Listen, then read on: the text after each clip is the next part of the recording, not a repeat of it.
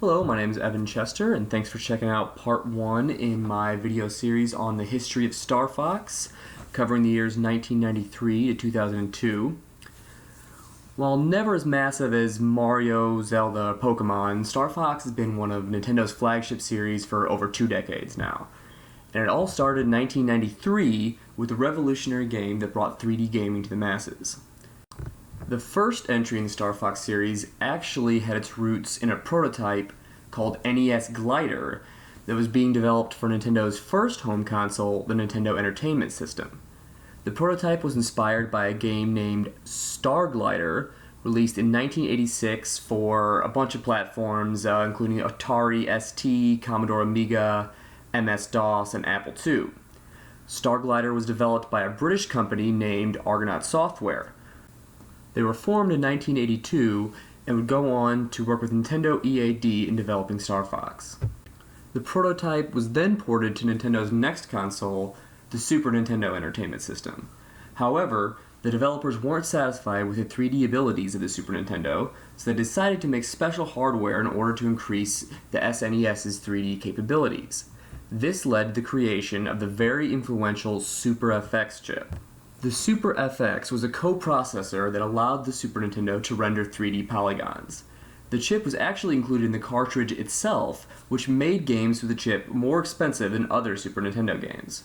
Partly because of this fact, only a few games were made with the chip, including Dirt Racer, Dirt Track FX, and Vortex. Star Fox was designed by Shigeru Miyamoto and Katsuya Iguchi. Now, I'm assuming if you're watching this video, you know who Miyamoto is, but just in case you don't, he's one of the biggest names in gaming and had a hand in creating iconic Nintendo franchises such as Mario, The Legend of Zelda, F-Zero, and Pikmin. And he actually created puppet characters for Star Fox that were eventually photographed for the cover. Iguchi had previously worked as a designer on Super Mario Bros. 3, for the NES, but this was the first game that he directed. After this, he would go on to direct Animal Crossing, Wave Race 64, and serve as a producer on games like Wii Sports, Nintendo Land, and Animal Crossing New Leaf. The characters were designed by Takaya Imamura, who would later be a producer on Star Fox Command for the Nintendo DS. Hajime Hirasawa composed the music. Star Fox was an arcade-style rail shooter, meaning that you usually didn't have direct control over where your aircraft went. It was, quote-unquote, on rails. The Super Nintendo game was historically significant for Nintendo, as it was only the second 3D game they ever developed, and their first using 3D polygons. It was released on February 22nd, 1993 in Japan, and March 26th of that same year in the United States. June 3rd was the European release date, where it was known as Starwing. The exact reasons for the name change are somewhat in dispute, but according to a Nintendo Life article, it was because the name sounded similar to a German company named Starvox. The main characters of the series were all introduced in this game. The story revolves around Fox McCloud, a talking anthropomorphic fox, and his 3 wingmates, Peppy Hare, Falco Lombardi, and Slippy Toad. These 4 would be the focus of much of the rest of the series. The villain of the game was Andross, who would also be a big part of the Star Fox universe going forward. Also introduced in this game was the supporting character General Pepper, whose name and look may have been inspired by the Beatles album Sgt. Pepper's Lonely Hearts Club Band, which was suggested by a Did You Know Gaming video. The game was extremely hyped up and highly anticipated by gamers. There were even over 1.7 million pre-orders, and Nintendo had to ship 1 million cartridges for the opening weekend. The game's popularity even led to a European competition version called Star Fox Weekend. Star Fox was relatively short. According to HowLongToBeat.com, it can be conquered in about an hour. However, this doesn't take into consideration the 3 different branching paths that were included in lieu of difficulty settings. The first game in the Star Fox series definitely had a huge impact, but it may have been a bit overshadowed by Star Fox 64. Like most successful games, Star Fox was going to get a sequel. The sequel was supposed to come out on the Super Nintendo, but it was actually never released. Commonly referred to as Star Fox 2, it was developed by Nintendo and Argonaut, just like the first installment. Iguchi returned to direct and Miyamoto produced. It was supposed to feature many improvements on the first, including a better 3D game engine, new ship types, and even a higher frame rate. Also, there was going to be a two-player split screen mode, unlike the first game, which was solely single player. Another difference was that instead of following a linear path, the player would have been able to freely move about the map in order to choose a level. Star Fox 2 had 6 playable characters. These included the 4 main characters from the first game, Fox, Falco, Peppy, and Slippy, but there were also 2 new playable characters that were never seen or heard from again, a dog named Faye and a lynx named Miyu. Supposedly, the game was very close to being completed, especially the Japanese version. Nintendo never gave an official reason for it being cancelled, but it has been stated that a major factor in the cancellation was the fact that Nintendo's next home console was coming out soon. Star Fox 2 was going to come out in the summer of 1995, and the N64 was released in Japan in 1996. Many of the gameplay elements ended up in later games, such as Star Fox 64 and Star Fox Command. If you want to play the game, there are beta ROMs available online to download. There was also work done on a Star Fox game for Nintendo's ill-fated Virtual Boy console, but it never got further than a tech demo. The tech demo was shown at the 1995 E3, as well as that year's Winter Consumer Electronics Show. The series reached what many fans considered to be its height in 1997 with the release of Star Fox 64 on the Nintendo 64. The game was a massive success, receiving critical acclaim. It has a 88 out of 100 on Metacritic, and was the second highest selling game of 1997 behind Mario Kart 64. It even sold over 300,000 copies in the first 5 days alone.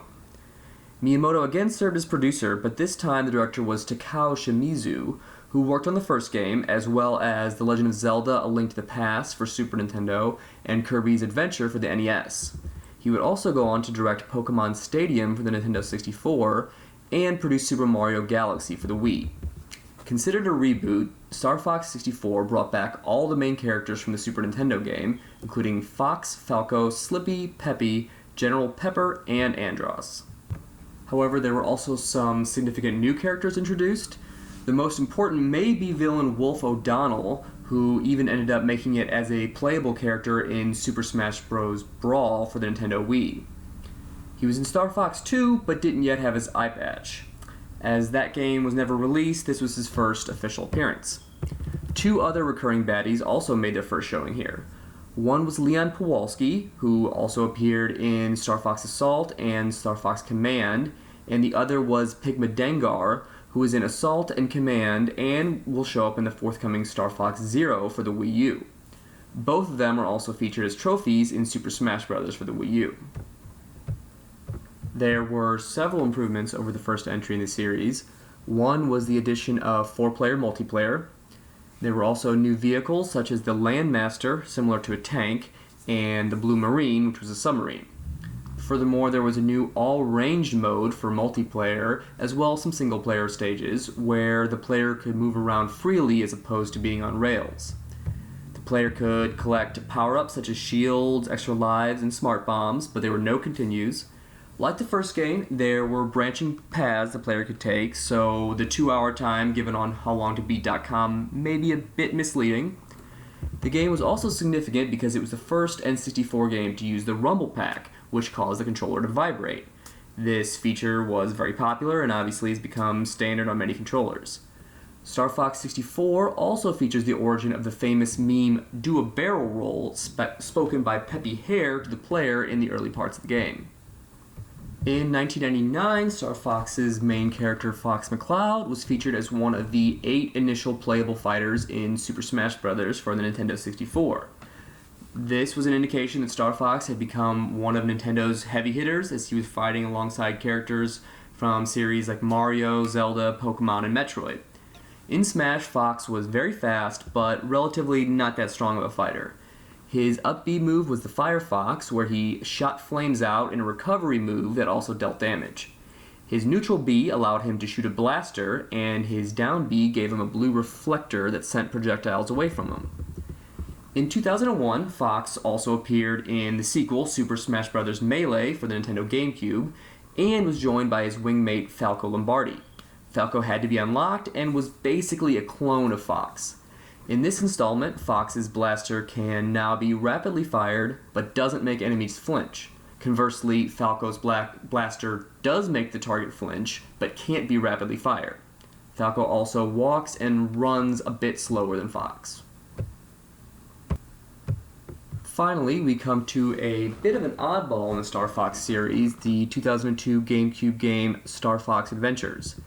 It's an oddball partly because it started out as a completely unrelated game called Dinosaur Planet for the Nintendo 64.